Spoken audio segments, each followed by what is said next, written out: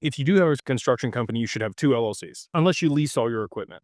If you lease all your equipment, then you're just gonna have the service company. Doesn't matter. Whatever service company should be leasing the equipment, because if anything bad happens and it's above the insurance that you cover, what your insurance covers you for, somebody's gonna be able to come after you for the other assets inside that corporation. If it's a service company and you're leasing the assets from your holding company, they can't come after these assets in the holding company because they're a separate company and you have limited liability with the service company. So ideally, you don't have digital assets in either one. For sure, not the service company, maybe the holding company as a treasury, but ideally it's segregated into its own LLC, separate of other stuff, just like real estate. Like you wouldn't hold real estate in the same LLC as your operating company because, again, if somebody sues you or somebody falls on the property or anything happens, that property can then be taken in a lawsuit. So you want to limit that liability. So personally, I would parse that out. I would segregate it. And if you don't have your assets separated from your service company today, I would highly recommend working with an estate planner or a tax attorney to structure that appropriately to be able to mitigate the risk of loss of those assets. If you do have heavy equipment, obviously you're getting, the Section 179 deductions. You're able to write that off, which is awesome. But you probably want that in a separate company that you're leasing to your service company in case you hit